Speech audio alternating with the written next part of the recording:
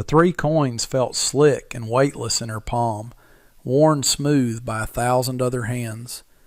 They were all May had left in the world, and they were not enough. She knew it even before she pushed them across the splintered pine counter of the Redemption Gulch General Store. The air inside was thick with the scent of milled flour, coffee beans, and the cloying sweetness of licorice sticks in a glass jar.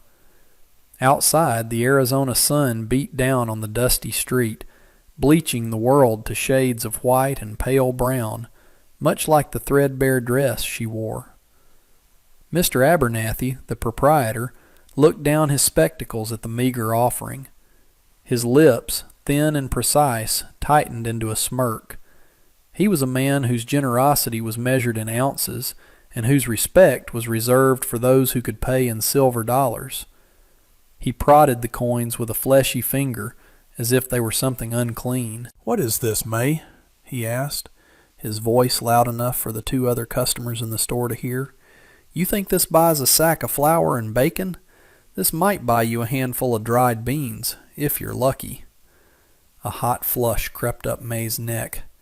She kept her eyes fixed on a crack in the wooden counter, her back straight. Her husband Fang had told her to always hold her head high, even when her pockets were empty.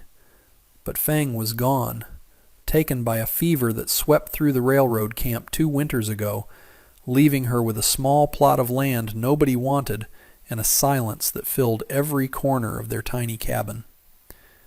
"It is all I have for now, Mr. Abernathy," she said, her voice a low murmur. "The garden has not yet produced." Abernathy let out a short, barking laugh. It was a cruel sound, sharp and without humor. "The garden," he scoffed. "That patch of dust you call a garden? The sun'll cook whatever you plant before it ever sees a dinner plate. This is charity, woman, and I am not a charitable man."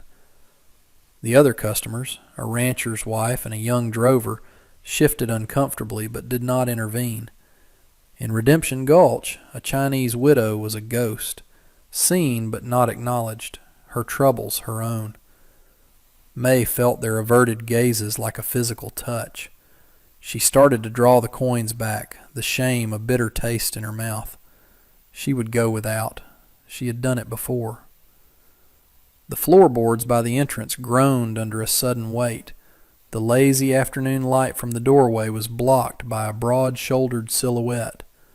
A man stepped inside, bringing a chill with him that had nothing to do with the temperature. The store fell silent. Even the buzzing of the flies seemed to cease. He was dressed in black from his worn boots to the flat-brimmed hat that shadowed his face. The dust of the trail clung to him, a second skin of gray on the dark fabric. His name was Jedediah Stone, and no one in town used it. They called him Stone, and they said it in whispers. He was a gunslinger, a man who made his living with the Colt Peacemaker holstered low on his hip. He moved with a deliberate, unnerving grace, his eyes taking in the entire room without seeming to move at all. Jedediah's gaze settled on the scene at the counter, the sneering shopkeeper, the humiliated woman, and the 3 pathetic coins between them. He didn't say a word. He simply walked to the far end of the counter, near the barrels of pickles and salted fish, and leaned against it, crossing his arms over his chest. He was watching. Abernathy's smirk faltered. The presence of the gunslinger changed the air in the room, charging it with a quiet menace. The shopkeeper cleared his throat, suddenly flustered. "As I was saying," he began, his voice losing its confident boom, "we all have our struggles." May finally looked up from the counter, her dark eyes meeting Jedediah's for a brief, startling moment. His face was weathered, carved by sun and hardship, but his eyes were a clear, pale gray. They held no judgment, only a deep, unsettling stillness. He gave a short, almost imperceptible nod, not to her, but toward the supplies she had requested. The gesture was small, but its meaning was unmistakable. Abernathy saw it and paled. He looked from the gunslinger's impassive face to May's quiet dignity, and the calculation in his eyes was plain to see. Antagonizing a poor widow was one thing. Antagonizing the man who had faced down 3 outlaws in this very street without flinching was another entirely. With a sigh that sounded more like a gasp, Abernathy swept the coins off the counter and into his till. He turned, grabbed a cloth sack, and began scooping flour into it with jerky, resentful movements. "Fine, fine," he muttered, not looking at either of them. "A bit of credit for a neighbor." Jedediah remained silent, his presence a heavy weight in the room. He pushed himself off the counter only when Abernathy had finished packing the flour, a slab of bacon, and a small bag of coffee beans. He walked over and placed a silver dollar on the counter. The coin rang with a clear, authoritative sound that made the 3 small coins seem even more pitiful. "And a bag of those apples," Jedediah said, his voice low and raspy, like stones grinding together. "And 2 cans of peaches, for the lady." Abernathy's eyes widened at the silver dollar, his greed warring with his fear. He quickly gathered the additional items, his earlier mockery replaced by a fawning, nervous energy. He pushed the heavy parcel toward May. "There you are, ma'am. Anything else?" May shook her head, her throat too tight to speak. She reached for the package, but Jedediah was already lifting it. "I'll carry it," he said. It wasn't a question. He turned and walked toward the door, holding the parcel easily in one arm. He paused on the threshold, looking back not at Abernathy, but at May. He was waiting for her. With a final fleeting glance at the shopkeeper, who now refused to meet her eyes, May gathered the thin fabric of her skirt and followed the dark figure out into the blinding sunlight. The walk to her cabin was less than a mile, but it felt like 100. The townsfolk they passed stopped and stared, their curiosity a palpable force. The feared gunslinger and the Chinese widow. It was a pairing that made no sense, and the town's collective mind churned with suspicion and gossip. Jedediah seemed oblivious to the stares. He walked at a steady pace, shortening his long stride slightly so she could keep up. The silence between them was thick, broken only by the crunch of their boots and the deep dust and the distant clang of the blacksmith's hammer. May's mind raced. Why had he done it? No one had ever stood up for her, not since Fing had died. Kindness from a stranger was a foreign currency in this land, and from a man like Jedediah Stone, it felt dangerous. Her cabin was little more than a dugout with a clapboard front, nestled against a low rise at the edge of town. It was small and poor, but the area around it was swept clean, and a few stubborn wildflowers grew in a patch near the door. Jedediah set the parcel down on the small, rickety porch. "Thank you," May said, finding her voice at last. It came out as a whisper. "I will pay you back as soon as I can." He looked at her, his gray eyes seeming to see more than she wanted. He saw the exhaustion etched around her eyes, and the determined set of her jaw. "No need," he said. He tipped his hat, a gesture of finality, and turned to leave. But as he turned, his gaze drifted past her cabin to the thin line of green that snaked behind it. A small, persistent creek, no wider than a man's stride, bubbled up from a spring in the hills and cut through the back of her property. In the parched landscape of the Arizona Territory, where water was more precious than gold, that tiny creek was a lifeline. He stopped, his body going still. He did not yet know that the mocking shopkeeper was the least of her problems. He only knew that a woman alone, with land that held the only steady water for miles, was in a kind of trouble that a silver dollar couldn't fix. A few days passed in quiet routine. May worked her small garden, coaxing green shoots from the dry soil with water she hauled, bucket by bucket, from the creek. The food from the store gave her strength, but the memory of Jedediah's intervention left her unsettled. It was an act of charity she could not repay and did not understand. She saw him once, riding through town, a solitary figure moving with purpose, and her heart gave a strange, unfamiliar flutter. One evening, as the sun bled orange and purple across the horizon, she saw him walking up the path to her cabin. He wasn't carrying his saddlebags, just a rifle in one hand and 2 rabbits tied by their feet in the other. He stopped at the edge of her porch, careful not to presume an invitation. "Figured you could use these," he said, holding up the rabbits. His voice was as gruff as before, but it seemed to hold less of an edge out here, away from the prying eyes of the town. May hesitated for only a second before wiping her hands on her apron. "Please," she said, gesturing to the porch. "Come, sit. I can make a stew." He nodded and sat on the top step, resting his rifle beside him. While she prepared the rabbits with an practiced efficiency born of necessity, he watched her work. Then his eyes fell on a loose board on the edge of the porch, a trip hazard she'd been meaning to fix for months.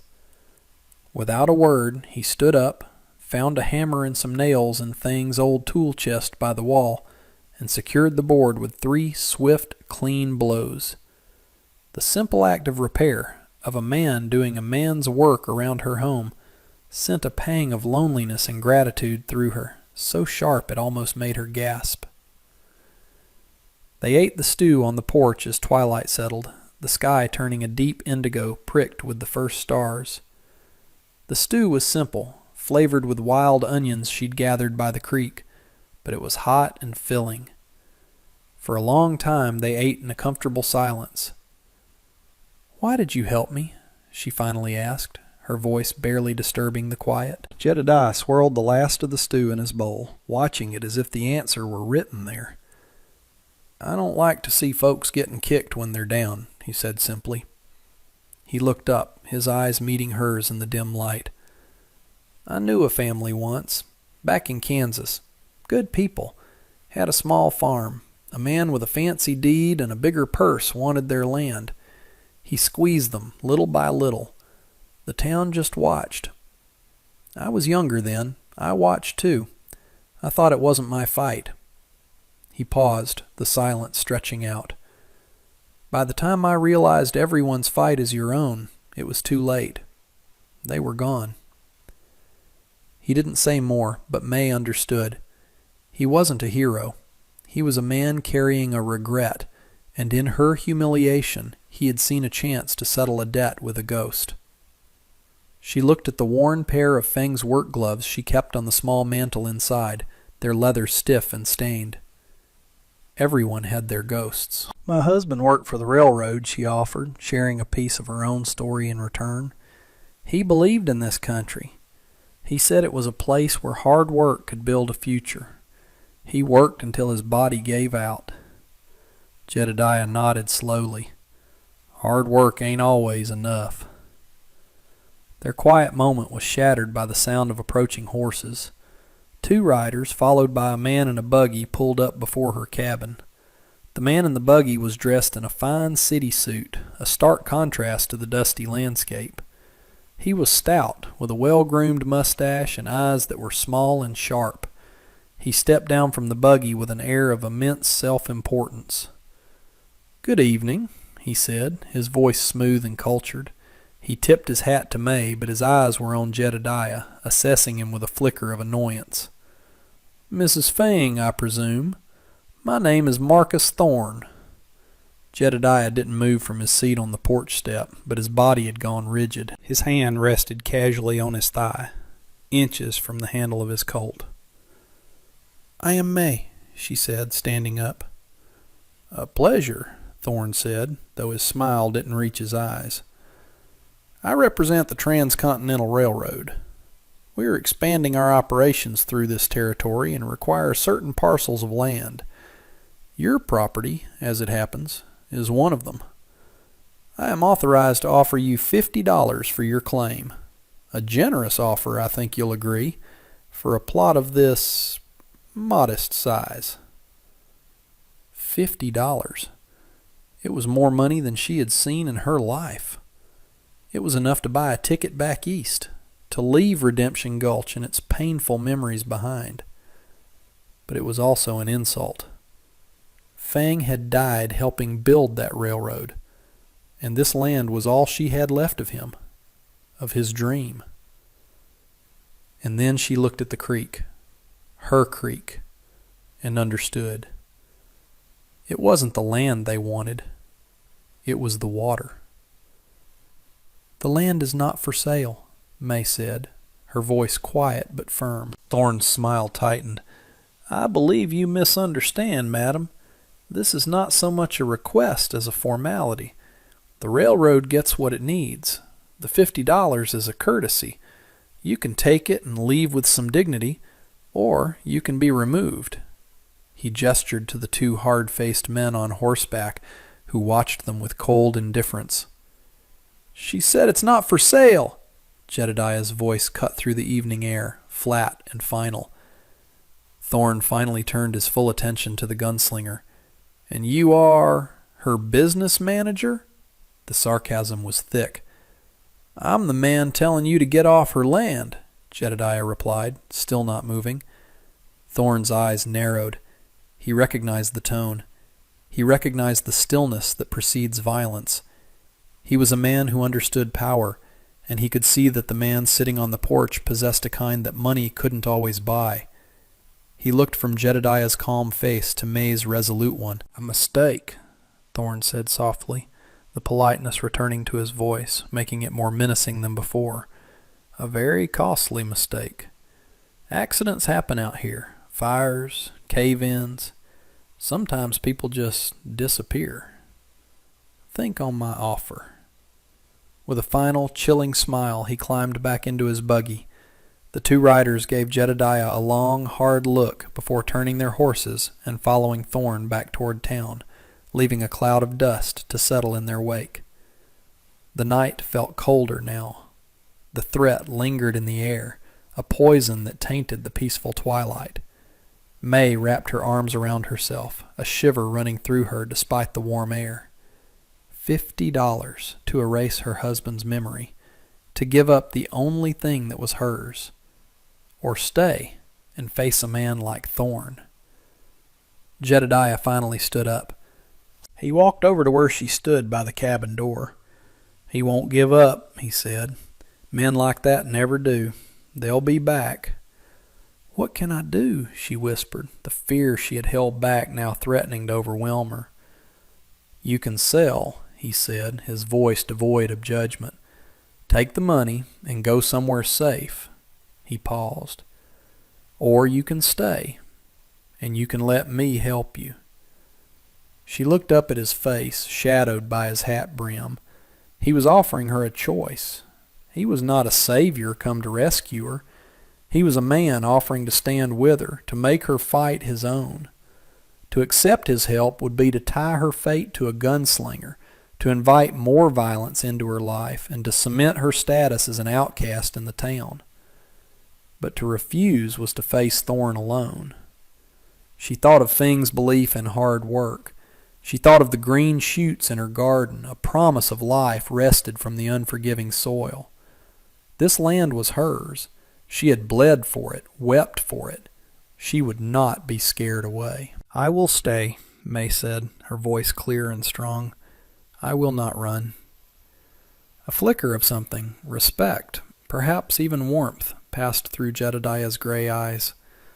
"All right then," he said, as if she had just agreed to a simple business proposition.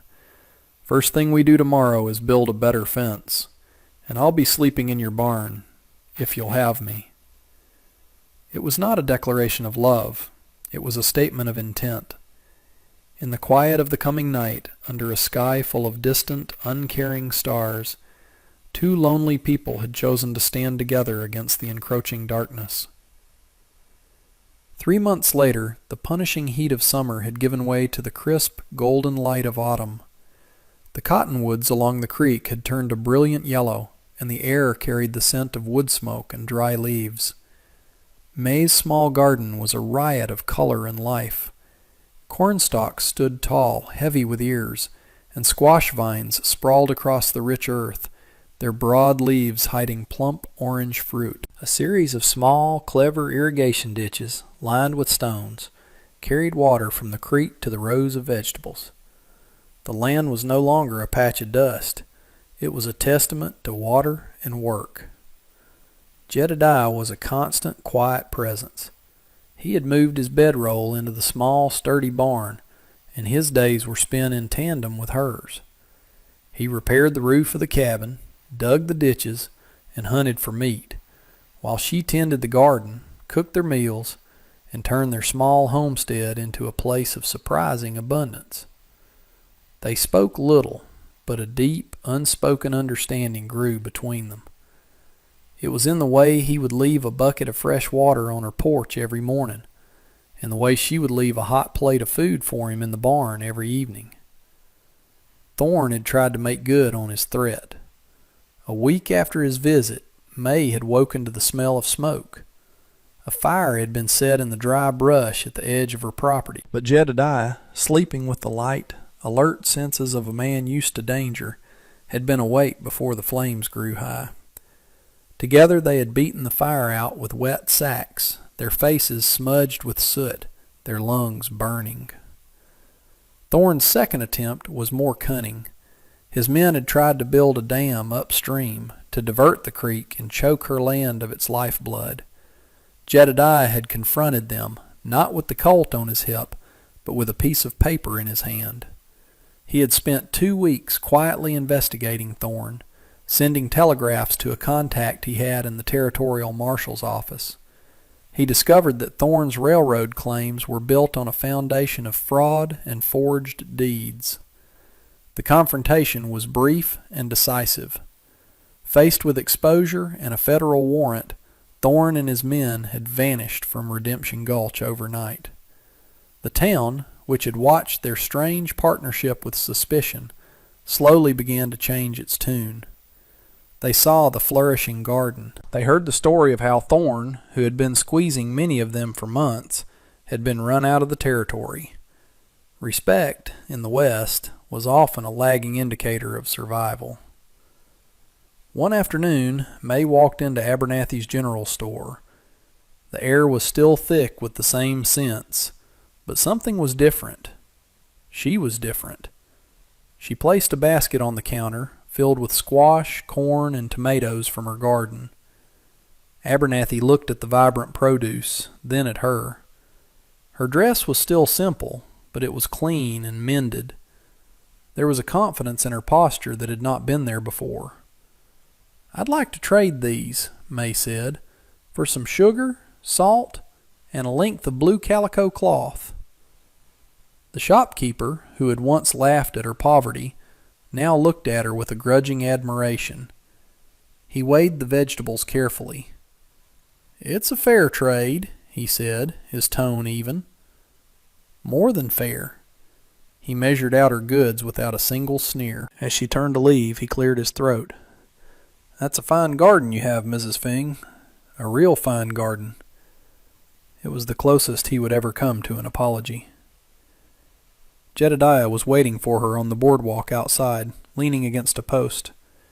He had taken to leaving his gun belt in the barn when he wasn't expecting trouble. Without it, he looked less like a gunslinger and more like a homesteader. His shoulders relaxed, the hard lines around his mouth softened. He took the parcel from her, and they started the walk home. They walked side by side, their hands occasionally brushing, sending a quiet warmth through her. They didn't speak of the future, of what they were to each other. There was no need.